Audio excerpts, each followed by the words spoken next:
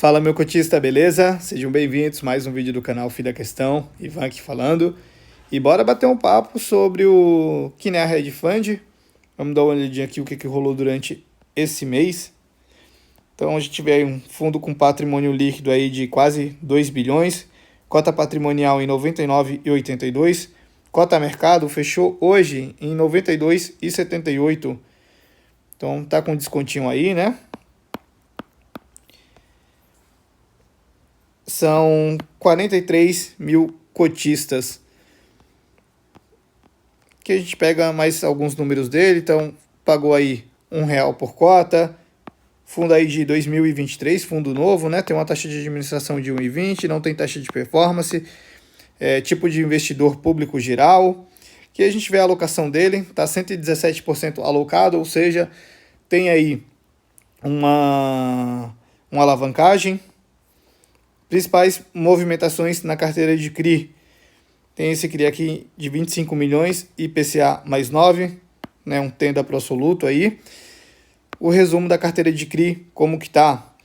Alocado 19% em CDI, com taxa média de 3,51 e 44% em IPCA, né, inflação, taxa média de 12,23. Dá um total de 63% aí de alocação dentro dessa parcela de CRI. Aí aqui a gente vê os segmentos, né? Residencial, escritório, geração, galpão logístico. Principais movimentações na carteira imobiliária.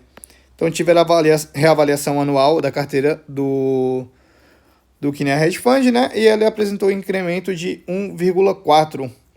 Principais movimentações na carteira de fundos imobiliários. A alocação de fundos imobiliários totalizava aí 264 milhões no final desse mês, né? Representando 13% do PL. Foram realizadas algumas trocas de ativos no segmento de CRI, além da venda de posições de fundos de logística, que correspondiam a 0,34% do PL do patrimônio. Então, assim, bem pouco, né? Que ele mexeu aí. Então, a gente vê aqui a carteira de FIIs, né? Por segmento. Então, grande parte aí está em CRI. Aí tem shopping, varejo, residencial, escritório, híbrido. Aqui ele continua falando também que mantiveram ativo o Book Long Short, né? Uma operação que eles estão fazendo aí. Representa cerca de 1% do PL do Kinea Hedge Fund. E aí vamos ver qual que vai ser o resultado disso, né?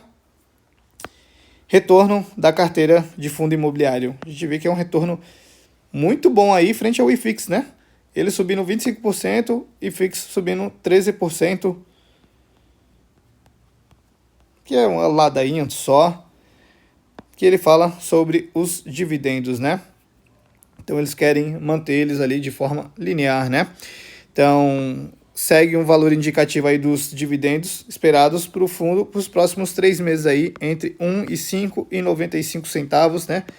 Para julho, agosto e setembro. Então a gente vê aqui o resultado gerado, essa partezinha clarinha aqui, e os dividendos que ele vem pagando. Então, assim, a gente vê que ele vem gerando bastante aqui, ó, e vem pagando sempre abaixo, né?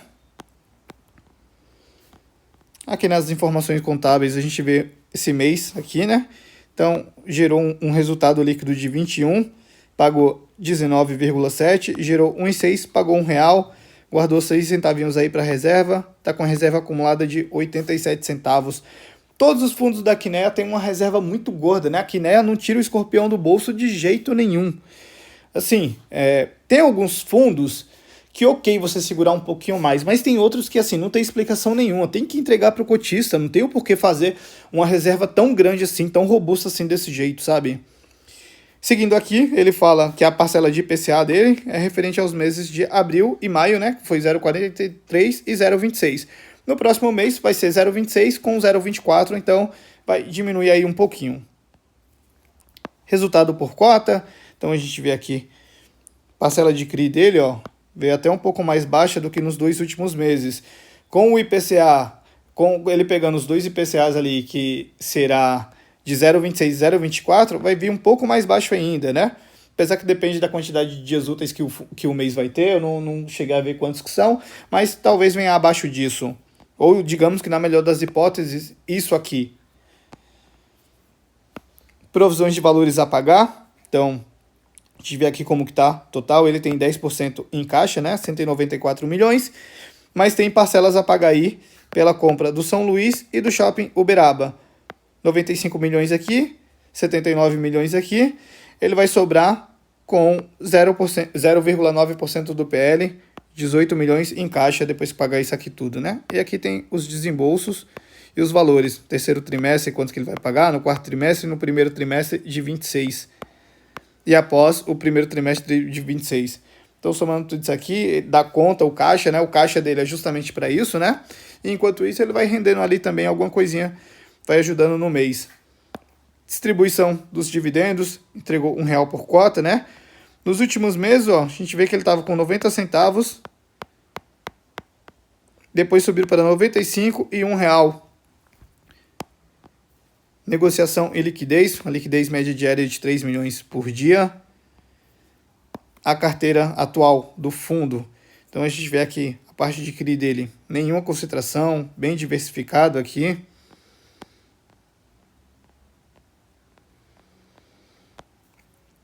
O portfólio de tijolo que ele tem, né? Então ele tem São Luís, que é laje, 0% de vacância física e 0% de vacância financeira, ele tem 25% de participação.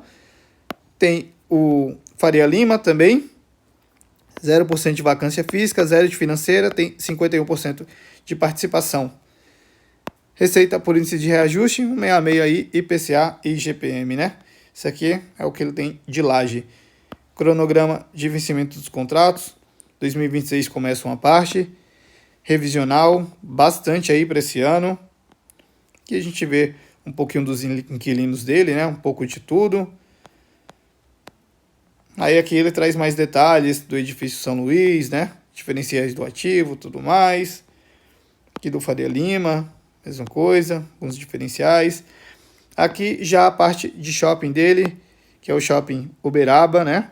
Ocupação de 97%, uma BL de 31 mil metros quadrados.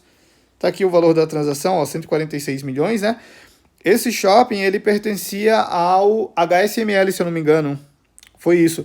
E aí fizeram um rolo danado, que venderam, mas com a opção de recompra no futuro. Enfim, vamos ver como que isso vai ser no final daquilo, né? Aqui ele traz alguns números, né? Vendas e NOI por metro quadrado. Então, a gente vê que ele vai subindo aí, né? Tá numa leve subida. Taxa de ocupação tem caído um pouquinho. NOI do shopping Uberaba, né? O anual. Então, a gente vê que ele sempre vai aumentando aqui ano após ano. Detalhamento da carteira de fundo imobiliário dele. Detalhezinho aqui, para essa concentração no KNSC, né? Aquele conflitinho de interesse, mas ok. Quando é um conflito de interesse que você coloca um fundo que é bom, ok. Agora, tipo, a Capitânia, que tem aquele conflito de interesse e bota um próprio fundo da própria Capitânia, aí é sacanagem, né? Mas enfim, olhando aqui a carteira de fundos imobiliários dele, cara, carteira boa. Como os fundos da Quineia, né? O Cafof também tem uma carteira muito boa, né? Tem alguma coisa que outra perdida que você olha e fala, pô, isso aqui eu não teria na minha carteira, tal. Mas assim, a grande maioria aqui, tudo fundo tranquilo que qualquer pessoa normalmente teria, né? Carteira imobiliária dele, o que ele tem de ações? Cirela, MRV, Amoura, Tenda, Direcional. Aqui as compromissadas dele. Então, ele tem aí 8,3% em operações compromissadas, né? Alavancagem. Aqui, ó, voltando aqui nas ações, só de quase 17 milhões aí em ações, pouquinho, né? Então é isso, pessoal. Não tem muito mais o que falar aqui, não. Mais um mês. A gente pode ver aqui um negocinho. Pera aí, só um minutinho, deixa eu encontrar aqui. Aqui, a gente consegue ver por cada classe aqui de ativos, né? O quanto que ele está alocado. Então, a parcela de CRI é 60%, mais 60%, né?